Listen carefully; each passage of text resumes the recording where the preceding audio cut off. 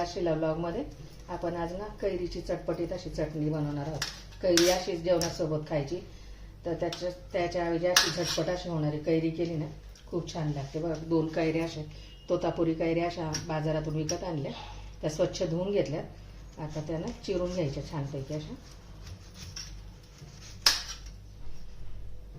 ही चटणी इतकी सुरेख लागते ना, आंबट गोड तिखट अशी, तर तुम्ही 1 भाकरीच्या ऐवजी 2 भाकरी खा. अशा उन्हाळ्यामध्ये इतकी छान लागते कैरी. तसं पूर्ण असं रफली चॉप करून घ्यायचं. असं आपल्याला कैरी पूर्ण कैरी चॉप करून घेते मी.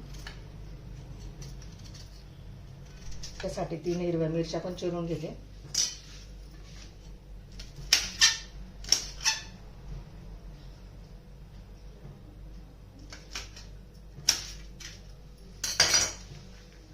एक मिक्सरचं भांडं घेतलं बघा.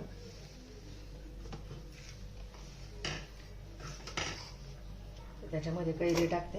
मला वाटतं 2 वेळेस करायला लागेल. त्यात हिरव्या मिरच्या,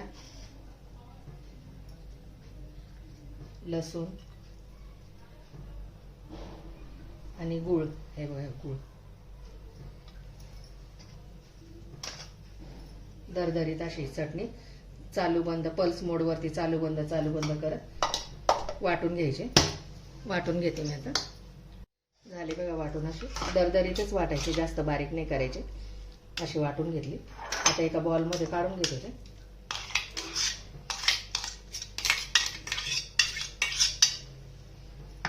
अशी.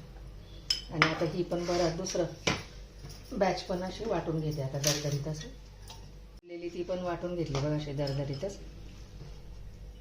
अशी जास्त बारीक नाही करायचे. ती काढून घेते वाटीमध्ये परत.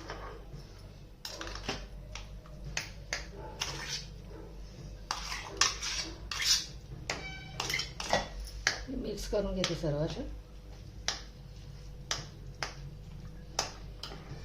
याच्यात आता मीठ टाकून घेते बघा. आणि आता आपण याला फोडणी देऊया. चरचरीत असे बघा तेल गरम करून घेतले. त्याच्यामध्ये ना 1 चमचा जिरे टाकते. थोडं लाल तिखट टाकते. थोडी हळद टाकते. आणि असं जे आहे ना हा तडका याच्यावरती असा ओतून द्यायचा. असा चरकनाचा आवाज आला पाहिजे.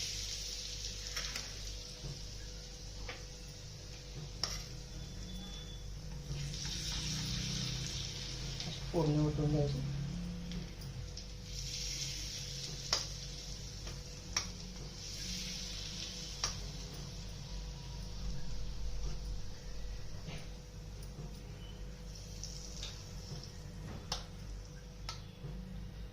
रेडी बघा आपली कैरीची आंबट गोड तिखट अशी एकदम तोंडी लावायला छान अशी चटणी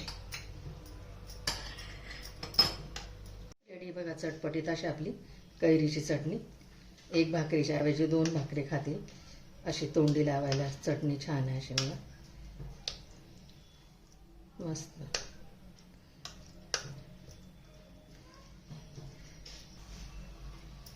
कैरीची चटणी